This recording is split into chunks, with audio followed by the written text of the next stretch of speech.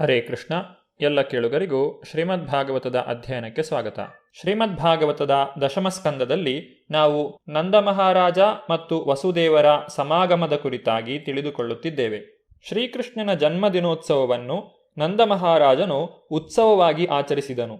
ಯಶೋದೆಯು ಒಂದು ಗಂಡು ಮಗುವನ್ನು ಹೆತ್ತಳು ಎಂದು ಮರುದಿನ ಪ್ರಕಟಿಸಲಾಯಿತು.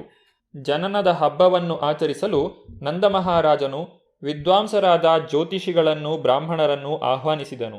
ಮಗುವಿನ ಜನನವಾದ ನಂತರ ಜ್ಯೋತಿಷಿಗಳು ಹುಟ್ಟಿದ ಸಮಯದ ಆಧಾರದ ಮೇಲೆ ಅದರ ಮುಂದಿನ ಜೀವನದ ಜಾತಕವನ್ನು ಸಿದ್ಧ ಮಾಡುತ್ತಾರೆ. ಮಗುವು ಹುಟ್ಟಿದ ನಂತರ ಇನ್ನೊಂದು ವಿಧ್ಯುಕ್ತ ಕಾರ್ಯಕ್ರಮವು ನಡೆಯುತ್ತದೆ. ಕುಟುಂಬದವರು ಸ್ನಾನ ಮಾಡಿ ಶುಚಿರ್ಭೂತರಾಗಿ ಆಭರಣಗಳಿಂದ ಮತ್ತು ಮಾಲೆಗಳಿಂದ ಅಲಂಕಾರ ಮಾಡಿಕೊಳ್ಳುತ್ತಾರೆ. ಅನಂತರ ಮಗುವಿನ ಮುಂದಿನ ಜೀವನದ ವಿಷಯವನ್ನು ಕೇಳಲು ಮಗುವಿನ ಮತ್ತು ಜ್ಯೋತಿಷಿಗಳ ಮುಂದೆ ಬರುತ್ತಾರೆ. ನಂದ ಮಹಾರಾಜನು ಕುಟುಂಬದ ಇತರ ಸದಸ್ಯರು ಸುಂದರವಾದ ಉಡುಪುಗಳನ್ನು ಧರಿಸಿ ಮಗುವು ಹುಟ್ಟಿದ ಸ್ಥಳದ ಬಳಿ ಕುಳಿತರು. ಅಲ್ಲಿದ್ದ ಬ್ರಾಹ್ಮಣರೆಲ್ಲ ವಿಧಿಗನುಸಾರವಾಗಿ ಶುಭ ಮಂತ್ರಗಳನ್ನು ಪಠಿಸಿದರು. ಜ್ಯೋತಿಷಿಗಳು ಮಗುವಿನ ಜನನದ ಸಮಾರಂಭವನ್ನು ನಡೆಸಿದರೂ ಇಂತಹ ಸಂದರ್ಭಗಳಲ್ಲಿ ದೇವತೆಗಳನ್ನು ಕುಟುಂಬದ ಪೂರ್ವಿಕರನ್ನು ಪೂಜೆ ಮಾಡುತ್ತಾರೆ. ನಂದ ಮಹಾರಾಜನು ಅಲಂಕೃತವಾಗಿ ಆಭರಣಗಳಿಂದ ಬೆಳಗುತ್ತಿದ್ದ 2,00,000 ಗೋವುಗಳನ್ನು ಬ್ರಾಹ್ಮಣರಿಗೆ ದಾನ ಮಾಡಿದನು. ಅವನು ಗೋವುಗಳನ್ನು ದಾನ ಮಾಡಿದ್ದಲ್ಲದೆ ಜರತಾರಿ ಅಂಚಿನ ಉಡುಪುಗಳು, ಹಲವು ಆಭರಣಗಳು ಮತ್ತು ರಾಶಿ ರಾಶಿ ಧಾನ್ಯಗಳನ್ನು ದಾನ ಮಾಡಿದನು. ಭೌತಿಕ ಜಗತ್ತಿನಲ್ಲಿ ನಾವು ಅನೇಕ ರೀತಿಗಳಲ್ಲಿ ಸಂಪತ್ತನ್ನು ಸಂಪಾದಿಸುತ್ತೇವೆ.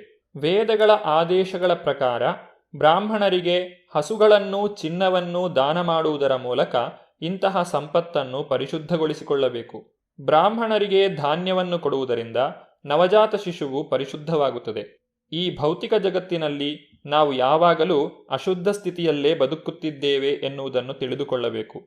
ಆದ್ದರಿಂದ ನಮ್ಮ ಜೀವಿತಾವಧಿಯನ್ನು, ಸ್ವತ್ತನ್ನು, ನಮ್ಮನ್ನು ಪರಿಶುದ್ಧಗೊಳಿಸಿಕೊಳ್ಳಬೇಕು.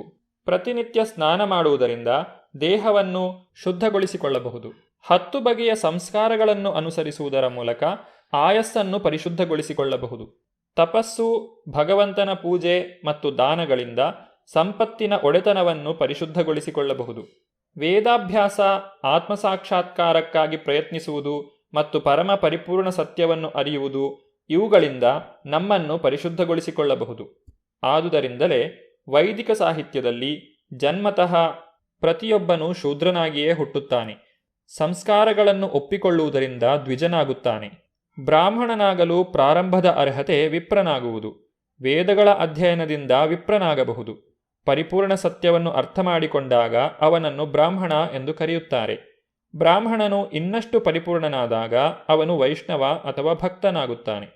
ಆ ಸಮಾರಂಭದಲ್ಲಿ ಮಗುವಿಗೆ ಎಲ್ಲ ಭಾಗ್ಯವನ್ನು ತಂದುಕೊಡಲೆಂದು ನೆರೆದಿದ್ದ ಬ್ರಾಹ್ಮಣರು ವಿವಿಧ ಮಂತ್ರಗಳನ್ನು ಪಠಿಸಲು ಪ್ರಾರಂಭಿಸಿದರು. ಸೂತ, ಮಾಗಧ, ವಂದಿ ಮತ್ತು ವಿರುದಾವಳಿ ಎಂದು ಮಂತ್ರಪಠಣದಲ್ಲಿ ವಿವಿಧ ರೀತಿಗಳು. ಮಂತ್ರಪಠಣಗಳೊಂದಿಗೆ ಮನೆಯ ಹೊರಗೆ ಸಂಗೀತ ಕೇಳಿಬರುತ್ತಿತ್ತು. ಈ ಸಂದರ್ಭದಲ್ಲಿ ಸಂಭ್ರಮದ ಕಂಪನಗಳು ಎಲ್ಲ ಹುಲ್ಲು ಬಯಲುಗಳಲ್ಲಿ ಮತ್ತು ಮನೆಗಳಲ್ಲಿ ಕೇಳಿಬರುತ್ತಿದ್ದವು. ಮನೆಗಳ ಒಳಗೆ ಮತ್ತು ಹೊರಗೆ ಅಕ್ಕಿಯ ಹಿಟ್ಟಿನ ಕಲಾತ್ಮಕ ಚಿತ್ರಗಳಿದ್ದವು. ಎಲ್ಲೆಲ್ಲಿಯೂ ಪನ್ನೀರನ್ನು ಚುಮುಕಿಸಲಾಗಿತ್ತು. ಛಾವಣಿಗಳನ್ನು ಬಗೆ ಬಗೆಯ ತೋರಣಗಳಿಂದ ಮತ್ತು ಮಾವಿನ ಎಲೆಗಳಿಂದ ಅಲಂಕರಿಸಲಾಯಿತು. ಪ್ರವೇಶದ್ವಾರಗಳನ್ನು ಹಸಿರು ಎಲೆಗಳಿಂದ ಮತ್ತು ಪುಷ್ಪಗಳಿಂದ ಅಲಂಕರಿಸಲಾಯಿತು. ಎಲ್ಲ ಹಸುಗಳಿಗೂ, ಎತ್ತುಗಳಿಗೂ, ಕರುಗಳಿಗೂ ಎಣ್ಣೆ ಮತ್ತು ಅರಶಿನದ ಮಿಶ್ರಣವನ್ನು ಹಚ್ಚಿದರು. ಕೆಮ್ಮಣ್ಣು, ಹಳದಿ ಮಣ್ಣು ಮತ್ತು ಗೋಪಿಚಂದನ ಇವುಗಳ ಬಣ್ಣವನ್ನು ಹಚ್ಚಿದರು. ಅವರು ನವಿಲುಗರಿಗಳ ಮಾಲೆಗಳನ್ನು ಧರಿಸಿದ್ದರು. ಸೊಗಸಾದ ಬಣ್ಣ ಬಣ್ಣದ ಉಡುಪುಗಳನ್ನು, ಚಿನ್ನದ ಕಂಠೀಹಾರಗಳನ್ನು ಧರಿಸಿದ್ದರು. ನಂದ ಮಹಾರಾಜನು ತನ್ನ ಮಗನ ಜನನದ ಸಮಾರಂಭವನ್ನು ನಡೆಸುತ್ತಾನೆ ಎನ್ನುವುದನ್ನು ಸಡಗರದಲ್ಲಿದ್ದ ಗೋಪಬಾಲಕರು ಕೇಳಿದಾಗ ಅವರಿಗೆ ಬಹಳ ಸಂತೋಷವಾಯಿತು. ಬಹುಬೆಲೆ ಬಾಳುವ ಉಡುಪುಗಳನ್ನು ಧರಿಸಿ ಬಗೆ ಬಗೆಯ ಕರ್ಣಾಭರಣಗಳು ಮತ್ತು ಮಾಲೆಗಳಿಂದ ಸಿಂಗರಿಸಿಕೊಂಡು ತಲೆಗಳ ಮೇಲೆ ದೊಡ್ಡ ಪೇಟಗಳನ್ನು ಇಟ್ಟುಕೊಂಡರು. ಹೀಗೆ ವೈಭವವಾಗಿ ಅಲಂಕರಿಸಿಕೊಂಡು ಅವರು ಬಗೆ ಬಗೆಯ ಉಡುಗೊರೆಗಳೊಡನೆ ನಂದ ಮಹಾರಾಜನ ಮನೆಯತ್ತ ಹೊರಟರು. ತಾಯಿ ಯಶೋದೆ ಒಂದು ಮಗುವನ್ನು ಹೆತ್ತಳೆಂದು ಕೇಳಿದಾಗ ಗೊಲ್ಲ ಸ್ತ್ರೀಯರ ಸಂತೋಷವು ಉಕ್ಕಿ ಹರಿಯಿತು. ಅವರು ಬಗೆ ಬಗೆಯ ಬೆಲೆ ಬಾಳುವ ಉಡುಪುಗಳು ಮತ್ತು ಆಭರಣಗಳಿಂದ ಅಲಂಕರಿಸಿಕೊಂಡು ಸುಗಂಧಪೂರಿತ ಪ್ರಸಾದನಗಳನ್ನು ಮೈಗೆ ಹಚ್ಚಿಕೊಂಡರು. ತಾವರೆಯ ಮೇಲಿನ ಪರಾಗವು ಹೂವಿನ ಮೋಹಕ ಚೆಲುವನ್ನು ತೋರಿಸುವಂತೆ ಗೋಪಿಯರೆಲ್ಲ ತಮ್ಮ ಹಣೆಗೆ ಕುಂಕುಮವನ್ನು ಹಚ್ಚಿಕೊಂಡರು. ಗೋಪಿಯರು ಬಗೆ ಬಗೆಯ ಉಡುಗೊರೆಗಳನ್ನು ತೆಗೆದುಕೊಂಡು ಮಹಾರಾಜ ನಂದನ ಮನೆಯನ್ನು ಕ್ಷಿಪ್ರವಾಗಿ ತಲುಪಿದರು. ಗೋವುಗಳ ಪಾಲನೆಯಿಂದಲೇ ವೃಂದಾವನದ ನಿವಾಸಿಗಳು ಎಷ್ಟು ಶ್ರೀಮಂತರಾಗಿದ್ದರು ಎಂಬುದನ್ನು ನಾವು ತಿಳಿದುಕೊಳ್ಳಬೇಕು. ಅವರ ಉಡುಪು, ಆಭರಣಗಳು ಮತ್ತು ಅವರ ನಡತೆ ಇವನ್ನು ನೋಡಿದರೆ ಅವರು ಒಂದು ಸಣ್ಣ ಹಳ್ಳಿಯಲ್ಲಿದ್ದರೂ ಪ್ರಾಪಂಚಿಕ ಸೊತ್ತಿನಲ್ಲಿ ಶ್ರೀಮಂತರಾಗಿದ್ದರು ಎಂದು ತಿಳಿಯುತ್ತದೆ. ಅಲ್ಲಿ ಹಾಲಿನ ಉತ್ಪನ್ನಗಳು ಸಮೃದ್ಧವಾಗಿದ್ದವು. ಅವರ ಸಂಪತ್ತು ಇದ್ದದ್ದು ಹಾಲು, ಮೊಸರು, ತುಪ್ಪ ಮತ್ತಿತರ ಹಾಲಿನ ಉತ್ಪನ್ನಗಳು. ನಂದ ಮಹಾರಾಜನು ಒಬ್ಬೊಬ್ಬ ಅತಿಥಿಯನ್ನೂ ಬರಮಾಡಿಕೊಂಡು ಅವರು ಬಯಸಿದ್ದನ್ನು ದಾನ ಮಾಡಿದನು.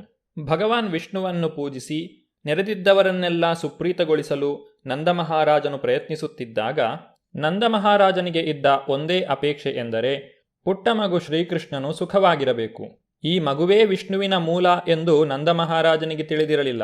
ಆದರೆ ಅವನನ್ನು ರಕ್ಷಿಸುವಂತೆ ವಿಷ್ಣುವಿಗೆ ಪ್ರಾರ್ಥನೆಯನ್ನು ಮಾಡುತ್ತಿದ್ದ. ಬಲರಾಮನ ತಾಯಿ ರೋಹಿಣಿ ದೇವಿಯು ವಸುದೇವನ ಭಾಗ್ಯಶಾಲಿ ಪತ್ನಿ. ಶ್ರೀಕೃಷ್ಣನ ಜನನದ ಉತ್ಸವದ ಶ್ರೀಮಂತಿಕೆಯಿಂದ ಆ ಕಾಲದಲ್ಲಿ ಎಲ್ಲ ರೀತಿಗಳಲ್ಲಿ ವೃಂದಾವನವು ಬಹು ಶ್ರೀಮಂತವಾಗಿತ್ತು. ಶ್ರೀಕೃಷ್ಣನು ನಂದ ಮಹಾರಾಜ ಮತ್ತು ಯಶೋದೆಯ ಮಗನಾಗಿ ಜನಿಸಿದ್ದರಿಂದ ಸಂಪತ್ತಿನ ದೇವತೆಯಾದ ಲಕ್ಷ್ಮೀದೇವಿಯು ವೃಂದಾವನದಲ್ಲಿ ತನ್ನ ಔದಾರ್ಯವನ್ನು ತೋರಿದ್ದಳು. ಜನ್ಮ ದಿನೋತ್ಸವದ ನಂತರ ನಂದ ಮಹಾರಾಜನು ಕಂಸನ ಸರ್ಕಾರಕ್ಕೆ ವಾರ್ಷಿಕ ಕಂದಾಯವನ್ನು ಕಟ್ಟಲು ಮಥುರೆಗೆ ಹೋಗಲು ನಿರ್ಧರಿಸಿದ. ಹೊರಡುವ ಮುನ್ನ ಅವನು ಗ್ರಾಮದ ದೃಢಕಾಯರನ್ನು ಕರೆದು ತಾನಿಲ್ಲದೆ ಇದ್ದಾಗ ವೃಂದಾವನವನ್ನು ನೋಡಿಕೊಳ್ಳುವಂತೆ ಹೇಳಿದ. ನಂದ ಮಹಾರಾಜನು ಮಥುರೆಗೆ ಬಂದಾಗ ವಸುದೇವನಿಗೆ ಸುದ್ದಿಯು ತಲುಪಿತು.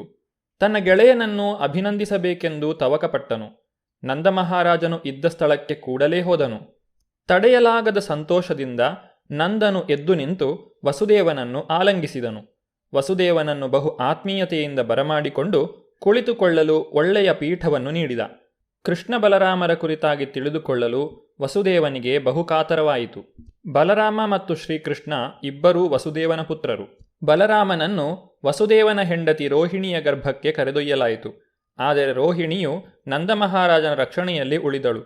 ಕೃಷ್ಣನನ್ನು ವಸುದೇವನೇ ಯಶೋದೆಯ ಬಳಿ ಇರಿಸಿ ಅವಳ ಮಗಳನ್ನು ಬದಲಾಗಿ ಕರೆದೊಯ್ದಿದ್ದ. ಬಲರಾಮನು ವಸುದೇವನ ಮಗ ಎಂದು ನಂದ ಮಹಾರಾಜನಿಗೆ ತಿಳಿದಿತ್ತು. ಆದರೆ ಕೃಷ್ಣನೂ ಸಹ ಅವನ ಮಗ ಎಂದು ತಿಳಿದಿರಲಿಲ್ಲ. ವಸುದೇವನಿಗೆ ಇದು ತಿಳಿದಿತ್ತು. ಅವನು ಬಹು ಕಾತರದಿಂದ ಕೃಷ್ಣ ಮತ್ತು ಬಲರಾಮರ ವಿಷಯವನ್ನು ಕೇಳಿದ. ವಸುದೇವನು ಈ ರೀತಿಯಾಗಿ ನುಡಿದನು: ದೇವರ ಕೃಪೆಯಿಂದ ಬಹು ಒಳ್ಳೆಯ ಮಗನನ್ನು ನೀನು ಪಡೆದಿದ್ದೀಯ. ಇದು ನಿನಗೆ ಬಹಳ ಶುಭಕರವಾದದ್ದು. ಕಂಸನು ನನ್ನನ್ನು ಸೆರೆಯಲ್ಲಿ ಇಟ್ಟಿದ್ದ. ಈಗ ನನಗೆ ಬಿಡುಗಡೆಯಾಗಿದೆ. ಆದ್ದರಿಂದ ನನಗೆ ಇದೊಂದು ಪುನರ್ಜನ್ಮವೇ ಆಗಿದೆ. ಮತ್ತೆ ನಿನ್ನನ್ನು ಕಾಣುತ್ತೇನೆ ಎನ್ನುವ ಭರವಸೆಯೇ ನನಗೆ ಇರಲಿಲ್ಲ. ಭಗವಂತನ ಕೃಪೆಯಿಂದ ನಿನ್ನನ್ನು ಕಾಣುವಂತಾಯಿತು. ವಸುದೇವನು ಶ್ರೀಕೃಷ್ಣನ ವಿಷಯದಲ್ಲಿ ತನ್ನ ಆತಂಕವನ್ನು ವ್ಯಕ್ತಪಡಿಸಿದ. ಅವನು ಯಾರೆಂದು ತಿಳಿಯದಂತೆ ಶ್ರೀಕೃಷ್ಣನನ್ನು ತಾಯಿ ಯಶೋದೆಯ ಹಾಸಿಗೆಗೆ ಕಳುಹಿಸಲಾಯಿತು. ಬಹು ಸಂಭ್ರಮದಿಂದ ಅವನ ಜನನದ ಉತ್ಸವವನ್ನು ಮಾಡಿ ನಂದ ಮಹಾರಾಜನು ಮಥುರೆಗೆ ಹೋದ. ವಸುದೇವನಿಗೆ ಬಹಳ ಹರ್ಷವಾಯಿತು. ಇದು ನನಗೆ ಹೊಸ ಜನ್ಮ ಎಂದು ಹೇಳಿದ. ತನ್ನ ಇತರ ಎಲ್ಲ ಗಂಡು ಮಕ್ಕಳನ್ನು ಕಂಸನು ಕೊಂದಿದ್ದರಿಂದ ಶ್ರೀಕೃಷ್ಣನು ಬದುಕುತ್ತಾನೆ ಎನ್ನುವ ಭರವಸೆಯೇ ವಸುದೇವನಿಗೆ ಇರಲಿಲ್ಲ. ವಸುದೇವನು ಮುಂದುವರಿದು ಹೇಳಿದ: ಪ್ರಿಯ ಗೆಳೆಯ, ಒಟ್ಟಿಗೆ ಇರುವುದು ನಮಗೆ ಬಹಳ ಕಷ್ಟ. ನಮಗೆ ಸಂಸಾರ, ನೆಂಟರು, ಗಂಡು ಮಕ್ಕಳು, ಹೆಣ್ಣು ಮಕ್ಕಳು ಎಲ್ಲರೂ ಇದ್ದರೂ ಪ್ರಕೃತಿಯ ರೀತಿಯಿಂದಾಗಿ ನಾವು ಬೇರೆ ಬೇರೆಯಾಗಿದ್ದೇವೆ. ಇದಕ್ಕೆ ಕಾರಣವೇನೆಂದರೆ ಪ್ರತಿ ಜೀವಿಯು ಬೇರೆ ಬೇರೆ ಕರ್ಮಫಲಗಳ ಒತ್ತಡದಿಂದಾಗಿ ಹುಟ್ಟುತ್ತಾನೆ. ಜೀವಿಗಳು ಒಟ್ಟಿಗೆ ಸೇರಿದರೂ ಬಹುಕಾಲ ಒಟ್ಟಿಗೆ ಇರುತ್ತಾರೆ ಎನ್ನುವುದೇನೂ ಖಂಡಿತವಿಲ್ಲ. ತನ್ನ ಕರ್ಮಕ್ಕೆ ಅನುಗುಣವಾಗಿ ಮನುಷ್ಯನು ಬೇರೆ ಬೇರೆ ರೀತಿಗಳಲ್ಲಿ ಕೆಲಸ ಮಾಡಬೇಕಾಗುತ್ತದೆ. ಈ ಕಾರಣದಿಂದ ದೂರವಾಗಬೇಕಾಗುತ್ತದೆ. ಉದಾಹರಣೆಗೆ, ಅನೇಕ ಗಿಡಗಳು, ಬಳ್ಳಿಗಳು ಸಮುದ್ರದ ಅಲೆಗಳ ಮೇಲೆ ತೇಲುತ್ತವೆ. ಒಮ್ಮೊಮ್ಮೆ ಅವು ಹತ್ತಿರ ಬರುತ್ತವೆ, ಒಮ್ಮೊಮ್ಮೆ ಎಂದೆಂದಿಗೂ ಅವು ದೂರವಾಗುತ್ತವೆ. ಒಂದು ಗಿಡವು ಒಂದು ದಿಕ್ಕಿನಲ್ಲಿ ಹೋಗುತ್ತದೆ, ಮತ್ತೊಂದು ಇನ್ನೊಂದು ದಿಕ್ಕಿನಲ್ಲಿ ಹೋಗುತ್ತದೆ. ಹಾಗೆಯೇ ನಾವು ಒಟ್ಟಿಗಿರುವಾಗ ನಮ್ಮ ಕುಟುಂಬವು ಬಹು ಚೆನ್ನಾಗಿರಬಹುದು. ಆದರೆ ಸ್ವಲ್ಪ ಕಾಲದ ನಂತರ ಕಾಲವೆಂಬ ಸಮುದ್ರದ ಅಲೆಗಳು ನಮ್ಮನ್ನು ಬೇರ್ಪಡಿಸುತ್ತವೆ. ವಸುದೇವನ ಮಾತಿನ ಭಾವಾರ್ಥ ಇದು. ದೇವಕಿಯ ಗರ್ಭದಲ್ಲಿ ಅವನಿಗೆ 8 ಮಂದಿ ಗಂಡು ಮಕ್ಕಳಾದರೂ ಅವರೆಲ್ಲ ಹೊರಟು ಹೋದರು. ಒಬ್ಬ ಮಗ ಶ್ರೀಕೃಷ್ಣನನ್ನು ಸಹ ತನ್ನ ಬಳಿ ಇರಿಸಿಕೊಳ್ಳಲು ಸಾಧ್ಯವಾಗಲಿಲ್ಲ. ವಸುದೇವನಿಗೆ ಮಗನು ದೂರವಾದ ನೋವಿತ್ತು, ಆದರೆ ಅದನ್ನು ಹೇಳಿಕೊಳ್ಳುವಂತಿರಲಿಲ್ಲ.